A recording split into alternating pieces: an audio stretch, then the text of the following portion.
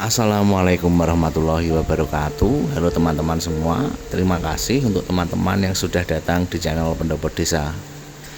Hari ini saya akan berbagi sebuah cerita horor. Tapi sebelumnya saya mohon maaf apabila ada suara kebisingan dari luar yang masuk ke dalam video ini.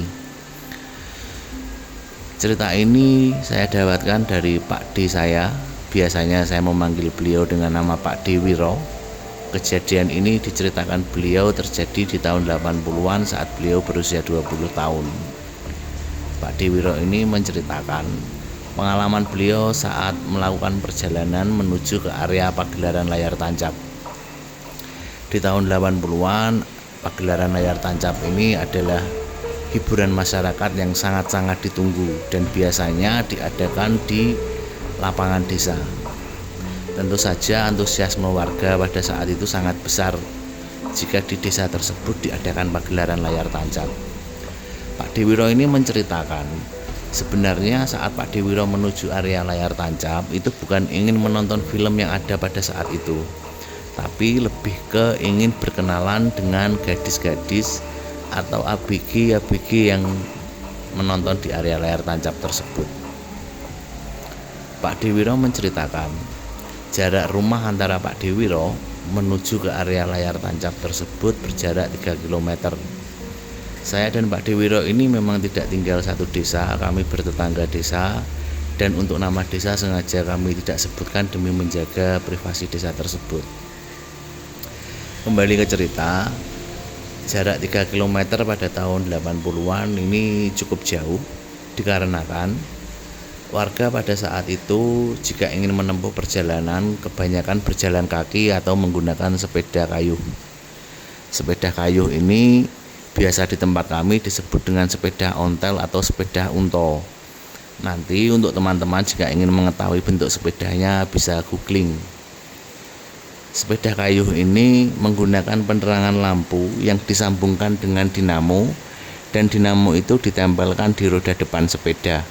Sehingga semakin kencang atau semakin kuat kayuhannya, maka lampu itu akan menyala semakin terang. Semakin pelan kayuhannya, maka lampu itu akan menyala semakin redup. Perjalanan sejauh 3 km ini dilalui Pak D Wiro dengan menggunakan sepeda kayu. Dan Pak D Wiro ini harus melewati beberapa area, mulai dari area persawahan ataupun area perkebunan. Di tahun 80-an, rumah-rumah warga biasanya dikelilingi oleh perkebunan-perkebunan seluas ya kurang lebih 5-8 meter.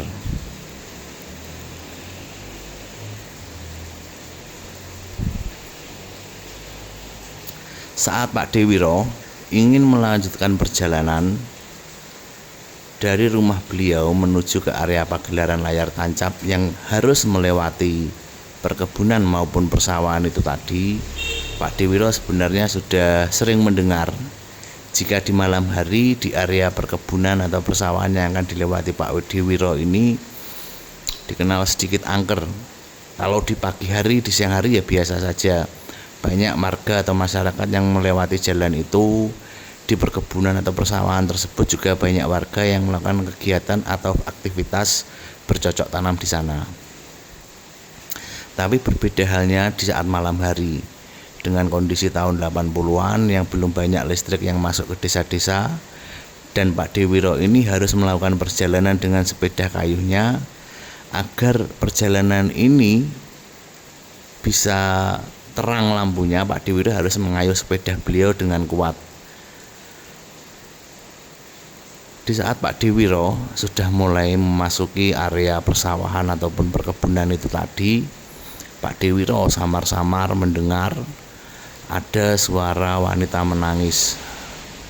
Semakin lama didengar, suara itu semakin terdengar keras, semakin terdengar dekat dengan Pak D Wiro. Di saat itulah Pak D Wiro merasa sangat takut, deg-degan, dan juga lampu di sepeda Pak D Wiro ini mati. Bersamaan dengan itu, suara itu semakin terdengar keras dan mendekat ke arah Pak D Wiro. hingga refleks Pak Dewiro melirik ke arah kanan. Disitulah Pak Dewiro melihat kepulan asap putih yang mulai mendekat dan semakin lama semakin membentuk bentuk yang solid seperti bentuk manusia. Sosok ini sering dikenal atau disebut dengan nama Medon. Berbeda bentuknya dengan pocong, hanya saja sama-sama berwarna putih. Di lingkungan desa Pak Wiro, sosok ini dikenal bisa meludah dan menyemburkan ludah yang panas jika terkena kulit. Mengetahui hal itu bisa dibayangkan betapa takut dan deg-degannya Pak Dewiro saat itu, karena Pak Dewiro ini menceritakan jarak beliau dengan sosok tersebut hanya sekitar 1 meter. Dengan diiringi suara tangisan yang semakin keras, dengan rasa takut yang luar biasa, Pak Dewiro mengayuh sepedanya dengan sangat kuat. Tapi anehnya lampu di sepeda Pak Dewiro ini tetap mati. Bisa dibayangkan di tahun 80-an jalan-jalan desa belum semulus sekarang. Di tempat kami, jalan-jalan desa yang belum mulus ini biasanya dikenal dengan nama Jalan Makadam, yaitu campuran antara tanah dan batu-batu kerikil kecil. Dengan kondisi dan suasana seperti itu, Pak Dewiro terus berusaha mengayuh sepedanya sekuat tenaga dengan kondisi lampu sepeda yang mati, dan suara tangisan tersebut tetap mengiringi Pak Dewiro. Hingga akhirnya kurang lebih berjarak 50 meter di depan Pak Dewiro ada musola desa. Saat mendekati musola desa, disitulah tiba-tiba lampu sepeda Pak Dewiro ini menyala. Di sana ternyata ada beberapa bapak-bapak yang berdiri. Di tahun 80-an masih banyak bapak-bapak atau warga desa yang mengadakan kegiatan ronda malam. Ronda malam yang biasanya bergilir dilakukan oleh warga untuk menjaga keamanan desa masing-masing.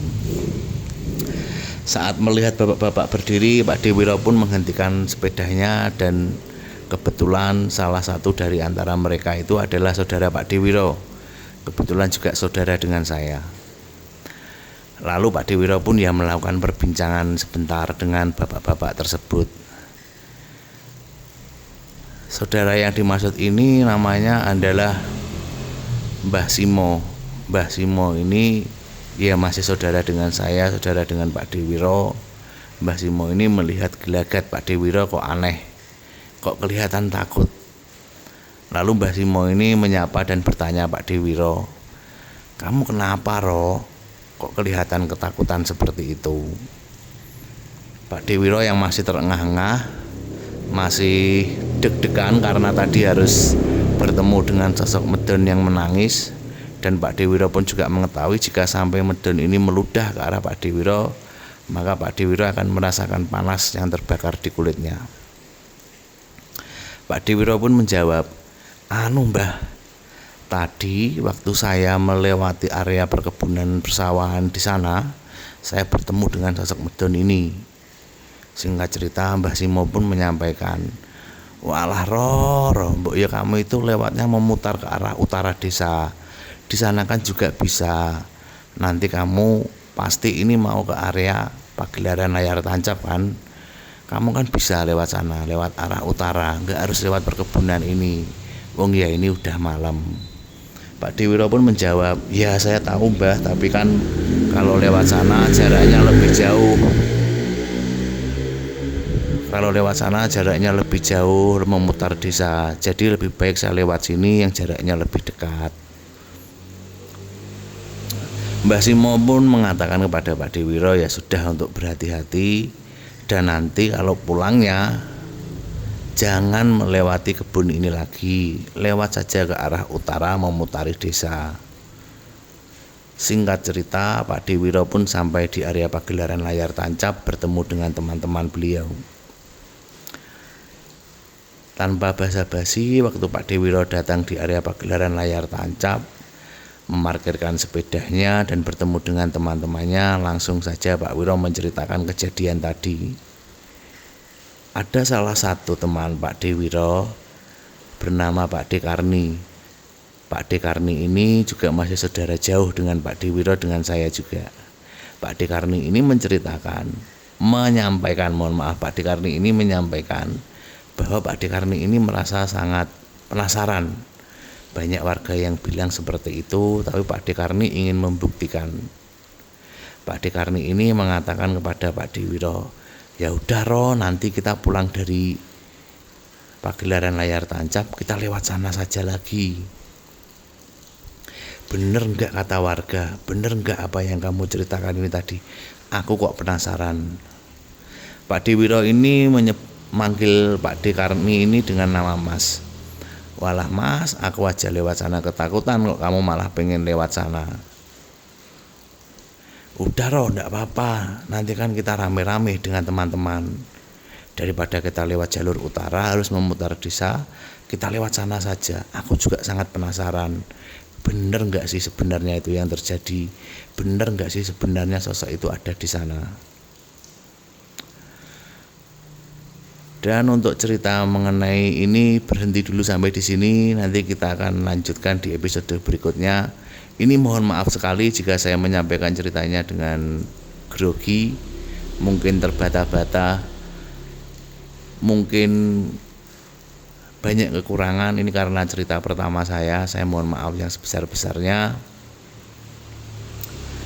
Untuk cerita selanjutnya akan kita sambung nanti lagi.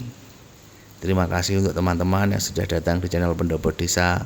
Terima kasih untuk teman-teman yang sudah memberikan komentar positif. Jangan lupa untuk like dan subscribe channel Pendopo Desa. Terima kasih. Wassalamualaikum warahmatullahi wabarakatuh.